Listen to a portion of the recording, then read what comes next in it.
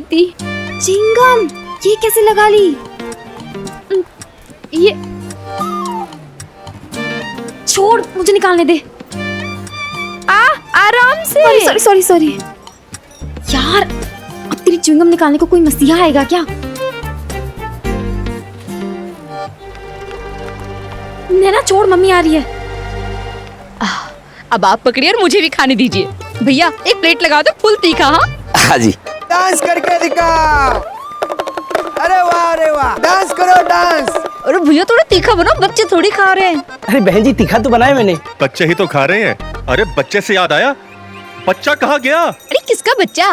प्रलय, उसने तुम्हारा हाथ पकड़ा हुआ था, कहाँ गया?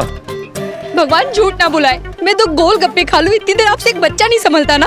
और तुम दोनों तो ध्यान रख सकते थे ना प्रलय का। एक तो तुम्हारी ताई जी, अगर ऊपर से उनको ये पता चल गया कि प्रलय खो गया, सबकी खाल उधर देंगी वो। ढूंढो उसे, चलो। प्रलय,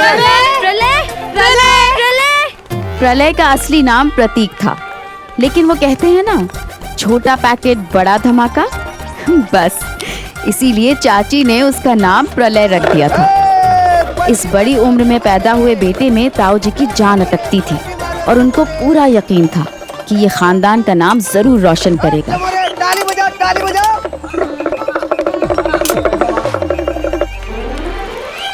सत्यानाश, ये क्या कर रहा है तू? अग्रवाल खानदान का नाम डुबो दिया बंदर ने। ओ मदारी, ये ले, इसे भी ले जा और जमूरा बना ले। इन लोगों से ज्यादा पैसे कमा कर देगा ये। बस शांत रहो ना, सबके सामने तमाशा कर रही हो, कोई जान पहचान वाला देख लेगा तो। अरे वाह, भगवान झूठ ना बुलाए।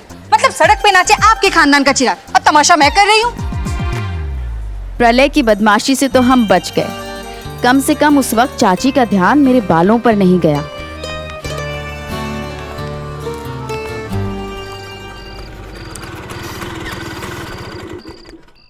मृदुला एक अजीब सी उलझन की शिकार थी। उसका राज ज्यादा दिन तक राज रहने वाला नहीं था, क्योंकि भास्कर उसे प्यार की वो निशानी दे गया था जो बहुत जल्द सारी दुनिया के सामने आने वाली थी।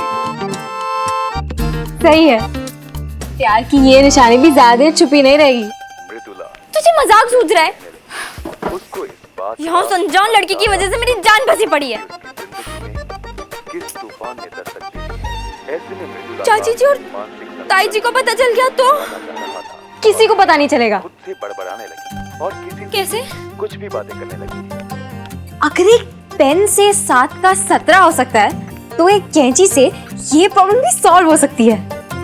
मतलब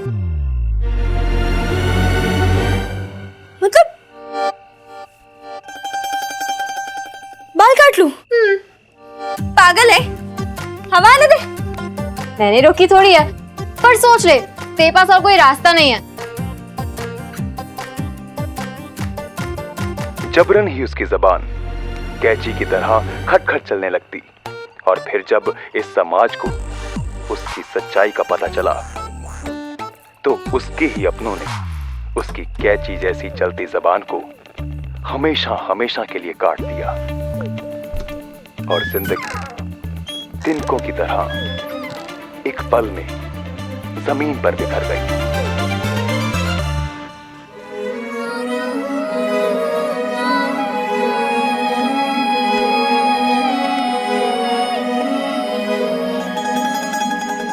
बिल्कुल माधुरी जैसा हेयर कट दूंगी, और स्वाति भी ना देखती रह जाएगी। अरे इतनी रात में कौन कैंची चला रहा है? पता नहीं अब शगुन होता है। वो मम्मी, हम कॉपी पर कवर चढ़ा रहे हैं। समझ में नहीं आता है दोनों लड़कियां क्या करती रहती हैं। तू टेंशन मत ले, और मैं धीरे धीरे काटूंगी। दरवाजा भी बंद कर देती हूँ।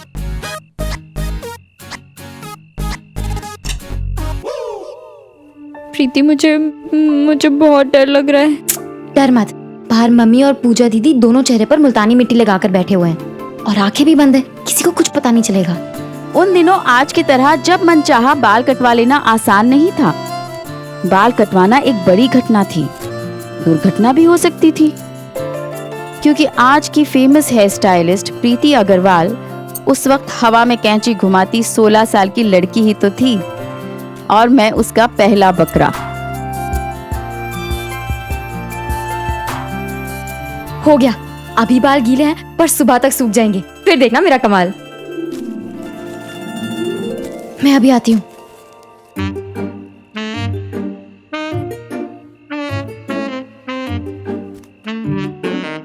कौन? मैं इतनी रात में कहाँ जा रही है? और तेरे हाथ में क्या है? वो मैं बोल। अरे मम्मी, ये तो वो हम अंदर पेपर काट रहे थे ना, उसका कचरा है, तो बस बाहर फेंकने जा रही थी। ठीक है, जाऊं? हाँ जा।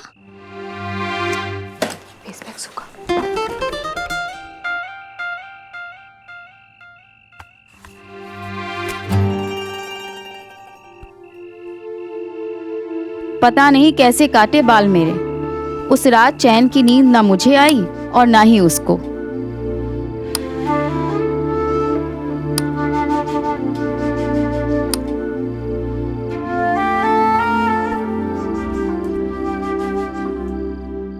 ऐसे ही रोमांस और ड्रामा से भरपूर सीरियल्स देखने के लिए हमारे चैनल को अभी सब्सक्राइब करें, वीडियो को हाइप करें, शेयर करें और कमेंट में अपनी फीलिंग ज़रूर शेयर करें।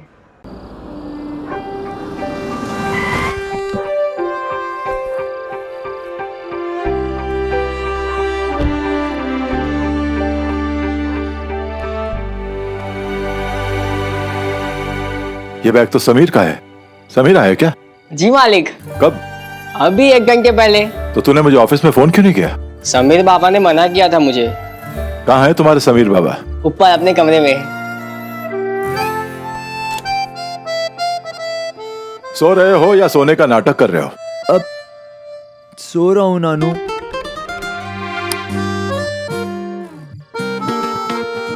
चलो चलो उठो और पाँव छुओ। आओ।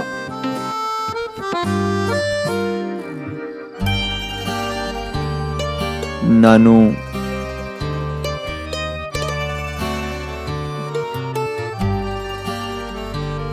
चरण स्पर्श। ओके, जीते रहो। ओके। अरे ये क्या है? अरे फिर सो गया? समीर बेटा, तूने मुझे बताया नहीं कि तू नैनीताल से अचानक यहाँ आया कैसे? नैनीताल से दिल्ली बस में, दिल्ली से अहमदाबाद ट्रेन में और स्टेशन से घर रिक्शा में। समीर प्लीज। नानू, आज बात करने का मूड नहीं है, कल बात करें? ठीक है, कल बात करते हैं। सो जा। Love you. Love you too Nanu. Sameer एक बात पूछूं? Good night Nanu. Good night Sameer.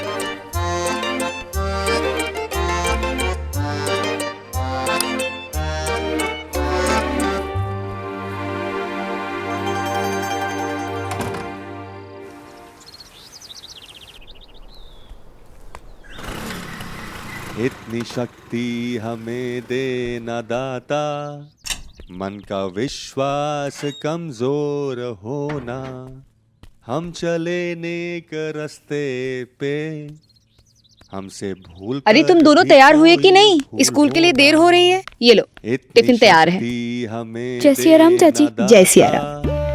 मन का विश्वास कमजोर हो। नैना आज कुछ अलग दिख रही है। अलग? क्या क्या अलग? इन बालों का क्या किया है? कुछ नहीं। सच सच बता, कुछ तो किया है। कुछ भी तो नहीं। हाँ, वो ना आज रिबन थोड़ा कस के बांधा था। अरे तो रिबन भी बांधा और हेयरबैंड भी लगाया है, दोनों लगाने की क्या जरूरत थी? वैसे भी हेयरबैंड लगाने से कोई श्रीदेवी नहीं बनती, उसके लिए शकल सूरत भी होनी चाहिए। नैना जल्दी चल। ये तेरे हाथ में क्या है? कुछ भी नहीं। तो पीछे क्या छुपाया है?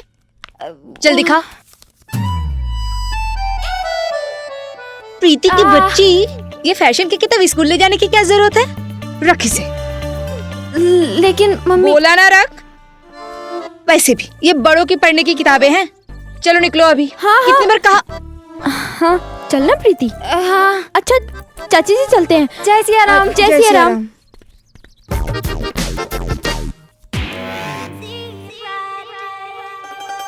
मुझे ना, अरे नैना अब तो अपना हेडबैंड निकाल दे। ला, हवा आने दे।